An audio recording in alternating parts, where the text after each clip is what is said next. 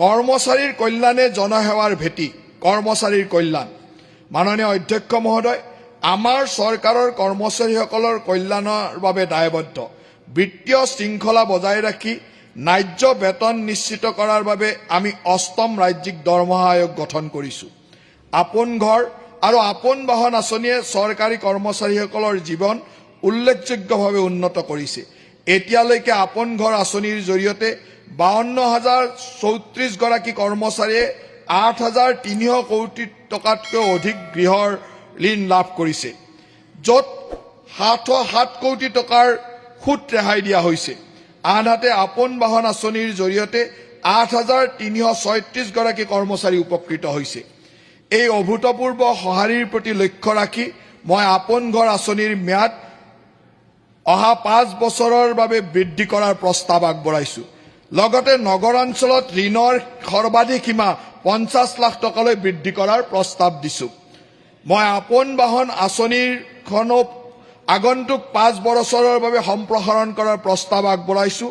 লগতে ৰাজ্যত স্বচ্ছ আৰু বহনক্ষম যাতায়াত ব্যৱস্থাক উৎসাহিত কৰাৰ বাবে বৈদ্যুতিক বাহনৰ ক্ষেত্ৰত সুতৰ ৰাজসাহায্য ৪% বৃদ্ধিৰ প্ৰস্তাৱ দিছো। বৈদ্যুতিক বাহনৰ ক্ষেত্ৰত সাধাৰণ নাগৰিকে থকা গাড়ী মটৰ কৰ ৰেহাইৰ সুবিধা আমাৰ কৰ্মচাৰীসকলেও লাভ কৰিব। এই বিষয়ে সবিশেষ ৰাজহ সংস্কাৰ অধ্যায়ত উল্লেখ কৰিম। মুখ্যমন্ত্ৰী লোকসহায়ক আৰোগ্য যোজনাৰ অধীনত ইতিমধ্যে উপলব্ধ চিকিৎসা ব্যয় পৰিশোধৰ সুবিধাৰ উপৰিও আমি প্ৰতিষ্ঠিত চিকিৎসালয়সমূহক তালিকাভুক্ত কৰি সৰ্বাধিক নগদবিহীন চিকিৎসাৰ ব্যৱস্থা কৰিবলৈ প্ৰয়োজনীয় পদক্ষেপ গ্ৰহণ কৰিছো। অধ্যক্ষ মহোদয়, দৰমহাসহ মাতৃত্বকালীন ছুটীৰ সুবিধা চৰকাৰী ছ'চাইটি আৰু ৰাজহুৱা খণ্ডৰ প্ৰতিষ্ঠানৰ কৰ্মচাৰীসমূহলৈ সম্প্ৰসাৰণ কৰা হ'ব। এতিয়াৰ পৰা চৰকাৰী কৰ্মচাৰীৰ লগতে চৰকাৰী ছ'চাইটি আৰু ৰাজহুৱা খণ্ডৰ কৰ্মচাৰীয়েও মাতৃত্বকালীন ছুটী লাভ কৰিব। সন্তানৰ যত্নত পিতৃৰ অংশগ্ৰহণৰ উৎসাহিত কৰিবলৈ আমাৰ চৰকাৰে কৰ্মচাৰীসকলক বাবে ২ সপ্তাহৰ পিতৃত্বকালীন ছুটী প্ৰদান কৰাৰ প্ৰস্তাৱ আগবঢ়াইছে। ২০১৭ চনৰ ১ এপ্ৰিলৰ পিছত চাকৰিত যোগদান কৰা আৰু যোগদানৰ এবছৰৰ ভিতৰত চাকৰি কৰি থকা অৱস্থাত মৃত্যুবৰণ কৰা কৰ্মচাৰীসকলৰ পৰিয়াললৈ অনুকম্পামূলক পৰিয়াল পেঞ্চনৰ ৫০% সুবিধা প্ৰদান কৰাৰ প্ৰস্তাৱ আগবঢ়োৱা হৈছে। এই সুবিধা অনুমোদিত তাৰিখৰ পৰা কাৰ্যকৰী হ'ব। গুৱাহাটী বেতকুছিত আমি এটা সংহত সঞ্চালকালয় চৌহদ নিৰ্মাণ কৰি আছো।